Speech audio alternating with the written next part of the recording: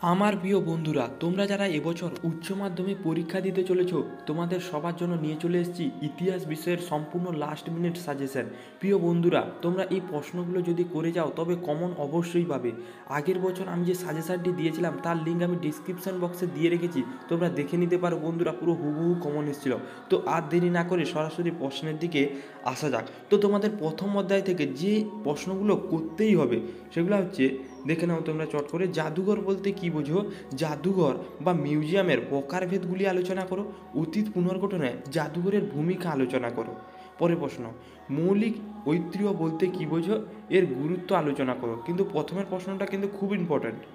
পরের প্রশ্ন, লোককথা বলতে কী বোঝো? এর বৈশিষ্ট্য ও গুরুত্ব আলোচনা করো। আধুনিক ইতিহাসে লিখন পদ্ধতির গুরুত্ব আলোচনা করো, এটাও করে রাখবে কিন্তু। দ্বিতীয় অধ্যায় থেকে তোমাদের এবারে যে সমস্ত প্রশ্ন করতে হবে। সাম্রাজ্যবাদ বলতে কী বোঝো? সাম্রাজ্যবাদ উদ্ভবের কারণগুলি সংক্ষেপে বর্ণনা করো, খুব ইম্পর্ট্যান্ট। মার্কেন্টাইলবাদ বলতে কী বোঝো?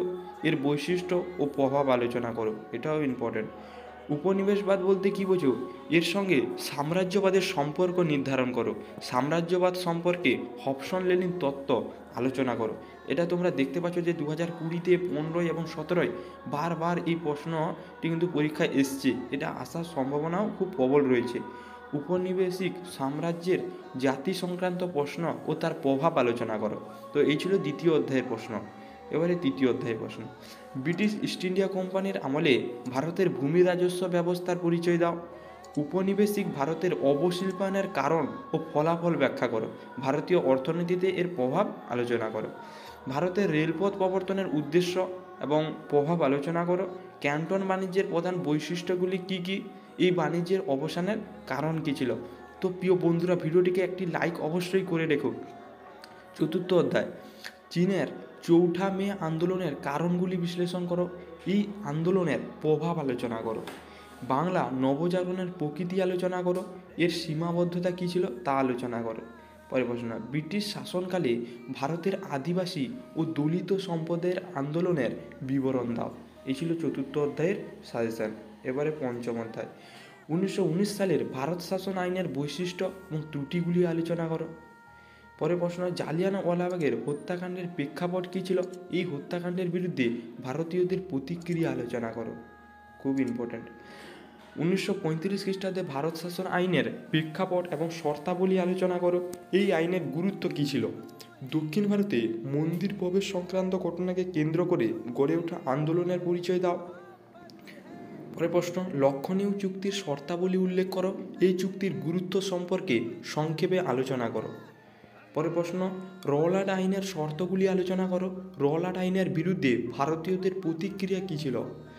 মিরাট ষড়যন্ত্র মামলার কারণ ও ফলাফল আলোচনা করো। এবারে ষষ্ঠ অধ্যায় থেকে তোমাদের যে সমস্ত প্রশ্ন করতে হবে, কোন পরিস্থিতিতে ক্রিপস মিশন ভারতে আসে এবং ক্রিপস মিশনের প্রস্তাব ও ব্যর্থতা নিয়ে আলোচনা করো। ভারত ছাড়ো আন্দোলন সম্পর্কে যা জানো লেখো। মন্ত্রী মিশন কি, এর পরিকল্পনা ও গুরুত্ব আলোচনা করো। মাউন্ট ব্যাটেন পরিকল্পনা কি, এর পরিকল্পনা এবং প্রতিক্রিয়া আলোচনা করো।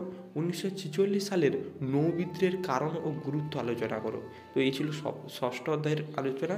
এবারে সপ্তম অধ্যায়ে যেগুলো করতে হবে তোমাদের, সেটা হচ্ছে জোট নিরপেক্ষ নীতি কী, জোট নিরপেক্ষ আন্দোলনের উদ্দেশ্য আলোচনা করো। কিউবার ক্ষেপণাস্ত্র সংকটের সংক্ষিপ্ত পরিচয় দাও। 3 থেকে ঠান্ডা লড়াই বলতে কী বোঝো? ঠান্ডা লড়াইয়ের তাত্ত্বিক ভিত্তি ব্যাখ্যা করো। পরের প্রশ্ন, ট্রুম্যান নীতি ও মার্শাল পরিকল্পনা সংক্ষেপে আলোচনা করো। পরের প্রশ্ন, 1950-এর দশকে আন্তর্জাতিক রাজনীতিতে কমিউনিস্ট চীনের প্রভাব নিরূপণ করো। এবারে তোমাদের শেষ অধ্যায় তথা অষ্টম অধ্যায় থেকে যে সমস্ত প্রশ্ন করতে হবে তা হলো, তার মধ্যে একটা গুরুত্বপূর্ণ প্রশ্ন হচ্ছে সার্ক কীভাবে গঠিত হয়, সার্ক গঠনের প্রেক্ষাপট এবং উদ্দেশ্য ও গুরুত্ব আলোচনা করো। তারপরে প্রশ্ন, স্বাধীন বাংলাদেশের উত্থান এবং শেখ মুজিবুর রহমানের ভূমিকা আলোচনা করো। এটাও খুব গুরুত্বপূর্ণ প্রশ্ন। স্বাধীন ভারতের প্রথম 3টি যে পঞ্চবার্ষিক পরিকল্পনা, তার লক্ষ্য এবং উদ্দেশ্য কী ছিল তা আলোচনা করো। শেষ প্রশ্ন, অবশিল্পায়ন বলতে কী বোঝো? এর সামাজিক, রাজনৈতিক, অর্থনৈতিক তাৎপর্য ব্যাখ্যা করো। তো প্রিয় বন্ধুরা, এই ছিল তোমাদের সম্পূর্ণ 8 মার্কের প্রশ্নপত্রের সাজেশান। এই প্রশ্নগুলো যদি তোমরা করে যাও তবে বুঝতেই পারবে যে কতটা তোমরা কমন পাচ্ছ। এবং ভিডিওটি ভালো লাগে প্রিয় বন্ধুরা, অবশ্যই একটি সাবস্ক্রাইব করে রাখবে যাতে তোমরা এই ধরনের ভিডিও পেতে পারো এবং তোমাদের পরীক্ষার পরে প্রশ্নপত্রে নির্ভুল উত্তর পেতে পারো।